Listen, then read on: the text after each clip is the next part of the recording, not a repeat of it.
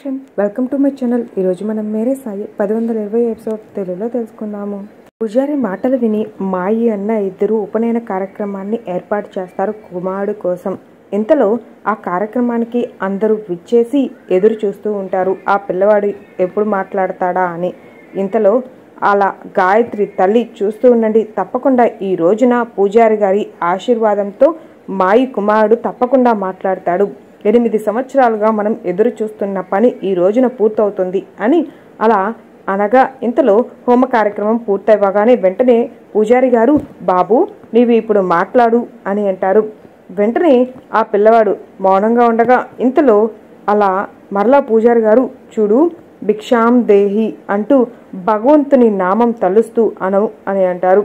ఆ పిల్లవాడు ఏమీ మాట్లాడకుండా మౌనంగా అలా చూస్తూ ఉంటారు. ఇంతలో అక్కడ వారంతా ఈ పిల్లవాడు నిజంగా పూజారి గారు చెప్పినట్టు మాట్లాడతాడా లేదా అని చెప్పి అలా చూస్తూ ఉంటారు. ఆ పిల్లవాడి నోటి నుంచి ఒక్క మాట కూడా రాదు. వెంటనే ఆ పక్కనే ఉన్న మరో పిల్లవాడు, నేను చెప్పాను కదా, నాకు తెలుసు ఈడు ఎప్పటికీ మాట్లాడలేరు అని అంటారు. ఇంతలో మరో వ్యక్తి, చూడండి పూజారి గారు, ఈ పిల్లవాడు 8 సంవత్సరాలుగా మాట్లాడలేదు. ఇప్పుడు మీరు ఈ హోమ కార్యక్రమాలు, ఉపనయనము ఇంకా ఇటువంటి ఎన్ని చేసినప్పటికీ కూడాను ఇతని నుంచి మాటలు వస్తాయని చెప్పి వీరికి ఆశ కలిగించడం తప్పితే మీరు చేస్తున్నది ఏమీ ఉపయోగం ఉండదు. ఇది వృధా ప్రయత్నం అని అంటారు. ఇంతలో ఆ పూజారి గారు చాలా బాధపడిపోతూ అలా నమస్కరిస్తూ, చూడు నాయనా, ఇప్పుడు నీవు మౌనం వీడాల్సిన సమయం ఆసన్నమైంది. దయచేసి ఏదో ఒకటి మాట్లాడు. నీవు మాట్లాడి తీరాల్సిందే. నీవు ఈ సమస్త సృష్టికి నీవు అన్నిటినీ తెలియపరచగలిగిన సామర్థ్యం కలిగిన వాడివి. ఆ విషయం వీళ్ళకి తెలియడం లేదు. దయచేసి నీవు ఇప్పుడు మాట్లాడు. నీవు మాట్లాడితేనే అందరికీ తెలుస్తుంది. సాక్షాత్తు భగవంతుని స్వరూపంలో ఉన్న నీవు ఇప్పుడు మాట్లాడాల్సి ఉంటుంది. నీవు మాట్లాడినట్టయితే ఇక్కడ ఉన్న వారందరికీ విషయం అర్థమవుతుంది.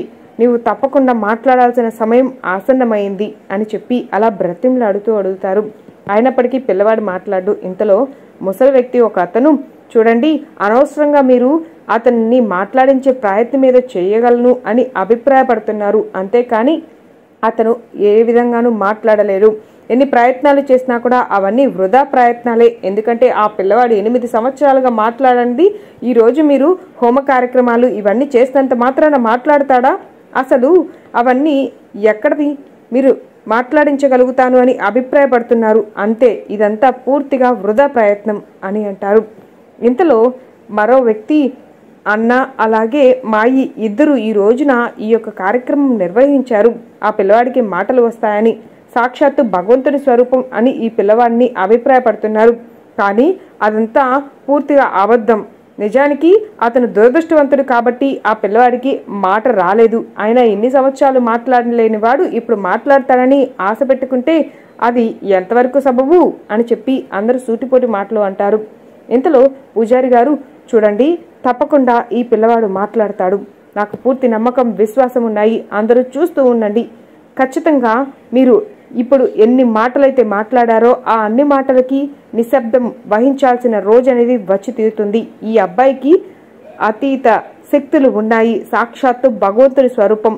మీరు ఈ పిల్లవాడిని సాధారణమైన పిల్లవాడు అని అభిప్రాయపడుతున్నారు, అది నిజం కాదు అనగా, ఇంతలో అక్కడ ఉన్న వ్యక్తి, చూడండి పూజారి గారు, మీరు చెప్పినవి అన్ని నిజాలని మేము అభిప్రాయపడతామని మీరు మీకు వచ్చినట్టుగా చెప్తున్నారు. మీరు ఈ పిల్లవాడిని భగవంతునితో పోల్చడం ఏమాత్రం సరి అనేది కాదు. అలా పోల్చినట్టయితే భగవంతుడిని అవమానించినట్టు అవుతుంది. మీరు ఆ విధమైన పనులు చేయవద్దు. ఇటువంటి దురదృష్టవంతుణ్ణి మీరు ఇంకా భగవంతునితో పోలుస్తారా అని మాట్లాడగా, వెంటనే ఆ పూజారి గారు, ఇక చాలించండి మీ మాటలు. ఈ అబ్బాయి నిజం చెప్పాలంటే పంచభూతాల సాక్షిగా పుట్టాడు. ఇతను సాధారణమైన వ్యక్తి అని మీరు అభిప్రాయపడుతున్నారు చూసారా, అది పూర్తిగా అబద్ధం. కావాలంటే జాగ్రత్తగా ఇతని కళ్ళలోనికి చూడండి. ఇతను మీరు ఎన్ని అవమానాలు చేసినా కూడా ప్రశాంతంగా ఉన్నాడు. అతనికి కోపం రావడం లేదు. అతను మనసు చాలా ప్రశాంతంగా ఉంది. నిజానికి మీరు ఎన్ని అన్నప్పటికీ కూడాను అతను కోపపడడం లేదు. అతను శాంత స్వభావం కలిగి ఉన్నాడు. ఖచ్చితంగా ఇతను మీ అందరి మాటలు ఇన్ని సంవత్సరాలుగా వింటున్నారు. మీరు ఈ పిల్లవాడిని అవమానించినట్టయితే ఖచ్చితంగా ఈ సమస్తంలో ఉన్న పంచభూతాలని అవమానించిన వారు అవుతారు. తప్పకుండా దానికి తగ్గట్టుగా మీరు శిక్షని అనుభవించాల్సిన పరిస్థితులు నెలకొంటాయి అని మాట్లాడగా వెంటనే ఒక వ్యక్తి నిజంగానే పంచభూతాల సాక్షిగా ఈ పిల్లవాడు ఈ యొక్క అన్నామాయికి లభించినట్టయితే ఖచ్చితంగా ఆ పిల్లవాడు ఈ పాటికి మాట్లాడి ఉండాలి కదా, మరి అది అబద్ధం అని ఇప్పుడే తేలుతుంది. నిజానికి వీరు పూర్వజన్మలో చేసుకున్న పాపాలకి ఇటువంటి కుమారుడు లభించాడు అని చెప్పి అనగా వెంటనే ఒక్కసారిగా గాలి, అలాగే ఈదుడు గాలి, ఉరుములు, మెరుపులు, అలా పంచభూతాలు మొత్తం అల్లకల్లోలంగా అవుతూ ఉంటాయి. ఆ చుట్టుపక్కల ఉన్న ప్రదేశంలో చెట్లన్నీ వీస్తూ ఉంటాయి. విపరీతమైన గాలి, మట్టి మొత్తం పైకి లెగుస్తూ ఉంటుంది. అక్కడ ఉన్న వారికి ఏం జరుగుతుంది ఏమిటి అనేది అర్థం కాదు. ఒకరు కూడా కళ్ళు తెరవలేని పరిస్థితికి అలా అయిపోతారు. వెంటనే అక్కడ వారంతా అటు ఇటు పరిగెత్తే ప్రయత్నం చేస్తారు. వాళ్ళ అందరికీ ఏం జరుగుతుంది ఏమిటి అనేది అర్థం కాదు. వెంటనే పూజారి గారు ఆ పిల్లవాడితో, చూడు నాయనా, ఇప్పుడు నిన్ను అవమానించినందుకే ఇవన్నీ జరుగుతున్నాయి. కేవలం నీవే ఇప్పుడు వీళ్ళ అందరినీ కాపాడగలుగుతావు. నీవు నోరు తెరిచి మాట్లాడినప్పుడు మాత్రమే పంచభూతాలు శాంతించగలుగుతాయి. నిన్ను అవమానించినందుకు పంచభూతాలకి కోపం వచ్చింది. దయచేసి వీళ్ళ అందరినీ కాపాడు, రక్షించు అని అలా ప్రార్థిస్తూ అడుగుతారు. నీవు నోరు తెరిచి మాట్లాడినప్పుడే పంచభూతాలు శాంతిస్తాయ్యా అని అలా కొంత సమయం వరకు బ్రతిమలాడతారు. వెంటనే ఆ పిల్లవాడు విష్ణు సహస్రనామ స్తోత్రం, గాయత్రి మంత్రం ఇలా అన్నిటినీ చదవడం మొదలు పెడతాడు. కొంత సమయానికి పంచభూతాలు శాంతించి సాధారణమైన స్థితికి చేరుకుంటాయి. వెంటనే అక్కడ ఉన్నవారంతా నిర్ఘాంతపోయి ఇది కళ లేక నిజమా అని చెప్పి అలా చూస్తూ ఉండిపోతారు. మాయి, అన్న, అలా అందరూ వెంటనే వాళ్ళ కళ్ళ నుండి ఆనంద బాష్పాలు కారుతూ ఉంటాయి. ఇలా ఆ పిల్లవాడు తన యొక్క మాటల్ని మాట్లాడాడు అని అలా ఆ ముసలి వ్యక్తి ద్వారకామాయిలో ఉన్న షిరిడి గ్రామస్తులు అందరికీ కథ రూపంలో వివరిస్తూ ఉంటాడు. వెంటనే అక్కడ వారంతా పిల్లవాడు ఇలా మాట్లాడగలుగుతాడని నేను ముందే చెప్పాను కదా అని బాయిజమ్మ అంటుంది. వెంటనే అక్కడ వారంతా ఇన్ని సంవత్సరాలు ఆ పిల్లవాడు అన్నిటినీ వింటూ అలాగే అన్నిటినీ నేర్చుకుంటూ ఉన్నాడు, కానీ ఏ రోజు తనకి ఇంత ప్రతిభ ఉంది అని అలా చెప్పుకోలేదు. అది అతని యొక్క గొప్పతనం అని అలా ఆ ముసలి వ్యక్తి అక్కడ ఉన్న వారందరికీ తెలియపరుస్తారు. ఇంతలో ఆ పిల్లవాడు ఆ యొక్క పుస్తకంలోని పాఠ్యాంశాల అన్నిటినీ చెప్పడం, అలాగే విష్ణు సహస్రనామం వీటన్నిటిని చదవడాన్ని గ్రహించిన పూజారి, నాకు తెలుసు ఇతనికి సమస్తం తెలుసు, ఈ సృష్టిలో ఉన్న అన్నిటినీ ఇతను అధ్యయనం చేశాడు, కానీ తన యొక్క గొప్పతనాన్ని ఏ రోజు ఎవరి ముందు ప్రదర్శించలేదు. ఎప్పటికైనా మీకు అర్థమైందా ఆ పిల్లవాడి యొక్క గొప్పతనం అని అలా మాట్లాడగా వెంటనే అప్పటి వరకు ఎదురు చూసిన మాయి 8 సంవత్సరాల తన యొక్క నిరీక్షణ ఈ రోజున ఇలా బయటపడిందని ఆమె చాలా సంతోషంగా పిల్లవాడిని ఆప్యాయతగా హత్తుకుంటుంది. అలాగే తన కుమారుడిని అలా చాలా బాగా సంతోషంగా దగ్గరికి తీసుకొని, స్వామి మీ ఆశీర్వాదంతో నా పిల్లవాడు ఈ రోజున మాట్లాడడం నాకు నచ్చింది, కానీ ఇన్ని సంవత్సరాలుగా ఎందుకు పిల్లవాడు మాట్లాడకుండా ఇలా ఉండాల్సిన పరిస్థితులు నెలకొన్నాయి, దానికి గల కారణం ఏమిటి అనగా వెంటనే అతను, నిజానికి ఆ పిల్లవాడు మాట్లాడలేనివాడు అని మీరు అభిప్రాయపడ్డారు, అది అబద్ధం. పిల్లవాడు మాట్లాడగలడు, కానీ అతను మౌనం వహించాడు. అతను అన్నిటినీ నేర్చుకున్నాడు. ఇన్ని సంవత్సరాలు తన చుట్టుపక్కల ఉండే అన్నిటినీ అతను గ్రహిస్తూ అన్నిటినీ చూస్తూ ఉన్నాడు. వేదాలు, శాస్త్రాలు, ఉపనయాలు ఇవన్నిటినీ అతను అధ్యయనం చేసి పోసగుచ్చినట్టుగా అతను అలా తెలుసుకున్నాడు. తన చుట్టుపక్కల ఉండే వాళ్ళు అతనికి మాటలు రాకపోతే ఎలా చూస్తారు ఏమిటి అనేది తెలుసుకోవాలనుకున్నాడు. ఇలా తన యొక్క మౌనాన్ని ఈ రోజున అందరి ముందు వీడి అతను మాట్లాడాడు అని అలా జరిగిన సంఘటనని మొత్తం వివరించి, ఎప్పటికైనా అర్థమైందా ఈ అబ్బాయి సాధారణమైన వ్యక్తి కాదు, పంచభూతాల సాక్షిగా మీకు ఇక్కడికి లభించాడు, ఈ సమస్తం సృష్టి మొత్తం ఇతను చెప్పినట్టుగానే నడుస్తుంది, అతను చెప్పినట్టుగానే వింటుంది, కావాలంటే చూస్తూ ఉండండి. ఇప్పుడు ఇతను అవమానపడ్డాడు, అవమానం జరిగిన వెంటనే మీకు పంచభూతాలు శిక్ష విధించాలని చెప్పి అల్లకల్లోలం సృష్టించాయి. కానీ ఈ పిల్లవాడు ఎప్పుడైతే విష్ణు సహస్రనామ స్తోత్ర పారాయణం చేశాడో ఆ క్షణమే అంతా సాధారణ స్థితికి చేరుకుంది అని చెప్పి ఆ పిల్లవాడి యొక్క గొప్పతనాన్ని అందరి ముందు చాటుతారు. అలా ఆ యొక్క కథని చెప్పి మీకు ఇప్పటికైనా అర్థమైందా సాయి యొక్క బాల్యంలో ఎటువంటి పనులు జరిగాయి, ఎటువంటివి జరిగాయి అనేది అంటూ, ఇక నేను కథని ముందుకు తీసుకొని వెళ్ళాలి అంటే బాయిజమ్మ చేతుల మీదుగా తయారు చేసిన ఆహారం నా నోట్లోనికి వెళ్ళాలి అని అంటారు. వెంటనే బాయిజమ్మ నేను ఇప్పుడే తీసుకువస్తాను అని చెప్పి ఆమె అలా తీసుకురావడానికని అక్కడి నుంచి వెళ్తుంది. ఇంతలో శ్రీకాంత్ అధ్యాపకులు గారు అలా ఆలోచనలో ఉండగా పక్కనే ఉన్న మహల్సపతి గారు ఏమిటి అంత తీక్షణంగా ఆలోచిస్తున్నారు, విషయం చెప్పండి అని అంటారు. వెంటనే అతను మనం కులకర్ణి సర్కార్ గారిని అవమానించాము, అతను సాధారణమైన వ్యక్తి కాదు, అతను ఖచ్చితంగా కక్ష తీర్చుకునే పనులు చేయాలని అభిప్రాయపడుతూ ఉంటాడు, కాబట్టి మనం వీలైనంత త్వరగా ఆ జాగ్రత్త తీసుకోవాల్సి ఉంటుంది అని మాట్లాడుతూ ఉంటారు. మరోవైపు కులకర్ణి సర్కార్ ఈసారి మౌనం వహించే ప్రసక్తే లేదు. ఆ బైరాగి తప్పకుండా అతను ఈ గ్రామం విడిచి వెళ్తూ ఆ ముసలి వ్యక్తిని ఇక్కడికి పిలిచి ఉండొచ్చు, కాబట్టి మనం ఈసారి అతని యొక్క పన్నాగాల్ని జాగ్రత్తగా గ్రహించి ముందుగానే మనం అతని బారి నుండి తప్పించుకొని ఈ యొక్క రోడ్డు నిర్మాణం జరిపించి తీరాల్సిందే. తప్పకుండా మనం ఎంత త్వరగా పూర్తి చేస్తే అంత మంచిది. అతను మన జోలికి రాకూడదు అంటే ఖచ్చితంగా ఈ నిర్మాణం అనేది ఈ వారంలోనే మొదలు పెట్టాల్సి ఉంటుంది. అతను ఆ యొక్క ద్వారకామాయిలో ఉండి గ్రామస్తులు అందరికీ కథలు చెప్పుకుంటూ ఉన్నాడు కదా, అతని యొక్క కథల్ని వింటూ వాళ్ళు అక్కడే కూర్చొని ఉండాలి. మనం జాగ్రత్తగా మిగతా పనుల్ని చేసుకోవడం మంచిది. ఈసారి నేను మాత్రం ఈ పనిని త్వరగా పూర్తి చేయాలనుకుంటున్నాను అని మాట్లాడుతూ ఉండగా ఇంతలో సంతాపంతా సర్కార్ అంటే మీరు వాళ్ళకి భయపడి ఈ గ్రామం విడిచి బయటికి వెళ్తున్నారా ఏమిటి అనగా కులకర్ణి సర్కార్ చాలా ఆవేశంగా చుప్ మూర్ఖులారా, నేను ఈ గ్రామం విడిచి బయటికి వెళ్ళడం లేదు, ముంబై వెళ్తున్నాను. ఆంగ్లేజీ ప్రభుత్వ అధికారులతో మాట్లాడి ఈ వారంలోనే ఈ యొక్క రోడ్డు నిర్మాణం కార్యక్రమాన్ని మొదలు పెట్టిస్తాను.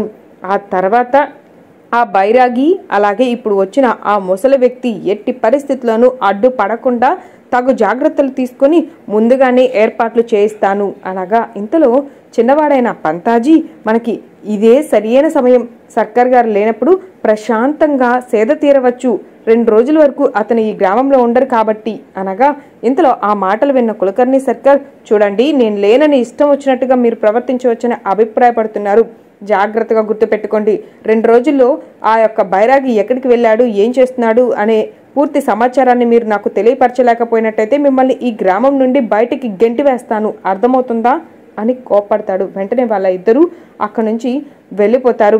ఇంతలో మరోవైపు సాయి ఆ గ్రామంలోని వారందరికీ చెట్లు నరకడం వలన పూర్తిగా మనకే నష్టం వాటిల్లుతుంది, చెట్టునే మన జీవితంతో పోల్చుకున్నట్టయితే మన జీవితాన్ని మనం నాశనం చేసుకుంటామా, లేదు కదా, మనకి వచ్చే సమస్యల్ని ఎలా అయితే పరిష్కరించుకుంటామో అలాగే ఎండు పుల్లలు ఎండుటాకుల ద్వారా మన సమస్యల్ని పరిష్కరించుకునే ప్రయత్నం చేయాలి అనగా వెంటనే ఆ వ్యక్తి నాకు చెప్పడం వలన ఎటువంటి ఉపయోగం ఉండదు, ఈ గ్రామ అధికారికి తెలియపరచండి, ఇప్పుడు నాలాంటి వాళ్ళకి ఎంతమందికి చెప్పినా అది సమయం వృధానే అని చెప్పి తర్వాత అతను అక్కడి నుంచి వెళ్ళిపోతారు.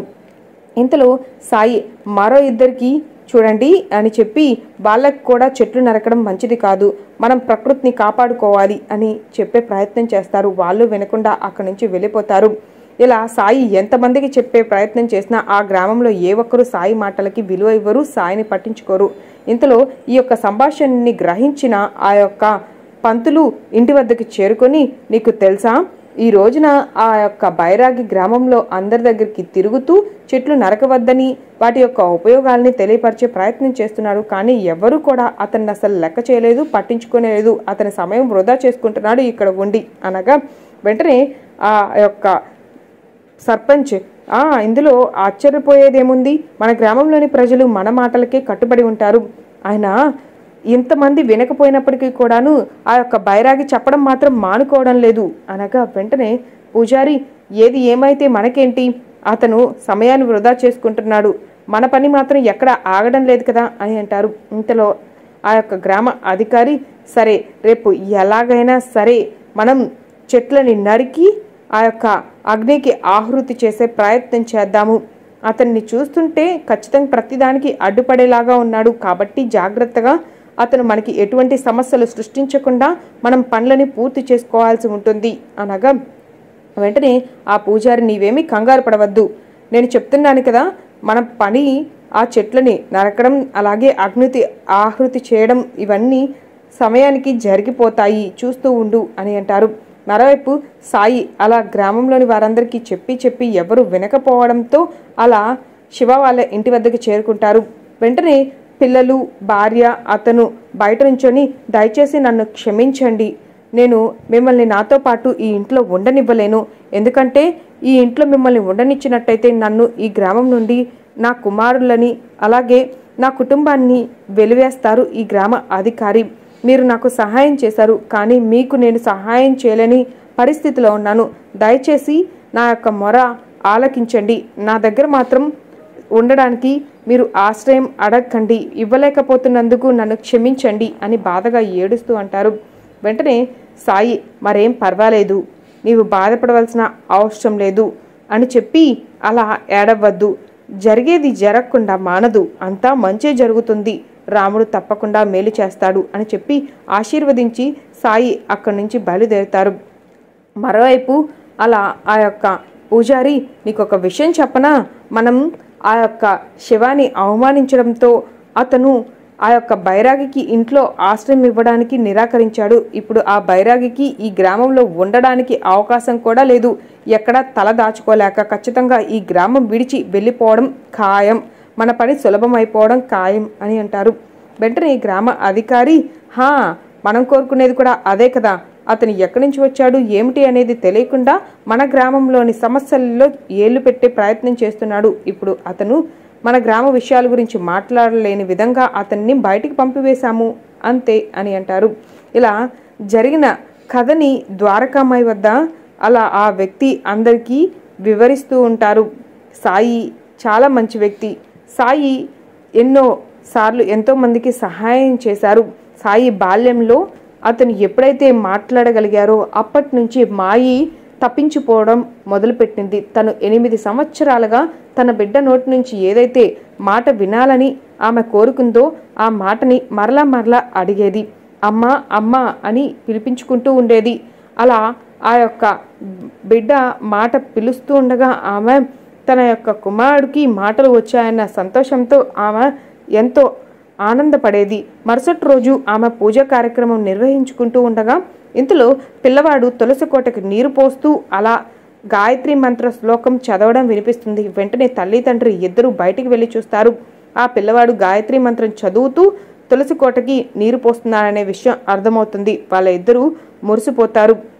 గ్రామంలోని వారందరూ అప్పటి వరకు ఈ పిల్లవాడు మాట్లాడలేని వాడని చెప్పి అవమానించిన వాళ్ళు కూడా ఆ పిల్లవాడు మాట్లాడుతున్నారు అని చెప్పి అందరూ చెప్పుకోవడం మొదలవుతుంది. సాయంత్రం సంధ్యా సమయంలో ఆ పిల్లవాడు తనకు వచ్చిన స్తోత్రాలు అలాగే మంచి విషయాలు వాటన్నిటినీ అందరికీ తెలియపరిచేవాడు. ఆ పిల్లవాడు చాలా దివ్యశక్తులు కలిగిన వ్యక్తి అని అందరూ గ్రహించడం మొదలుపెట్టారు అని అలా జరిగిన విషయాన్ని చెప్పడం మొదలుపెట్టారు. ఇంతలో బాయిజమ్మ, సాయి ఇంతకుముందు ఎక్కడ కూడా పాట పాడుతూ ఉంటే మనం అలా మైమర్చిపోయి వింటూ ఉండేవాళ్ళం, సాయి చిన్నతనంలో ఇలా ఉండేవారు అనే విషయాన్ని కూడా మనం తెలుసుకునే భాగ్యం మనకి లభించింది అని చెప్పి అలా చెప్పుకొని మాట్లాడుకుంటూ ఉంటారు. ఇంతటితో ఎపిసోడ్ కంప్లీట్ అయింది. మీకు ఈ వీడియో నచ్చినట్టయితే లైక్ చేయండి, సబ్స్క్రైబ్ చేయండి. మరిన్ని వీడియోస్ కోసం బెల్ ఐకాన్ క్లిక్ చేయండి. Thank you.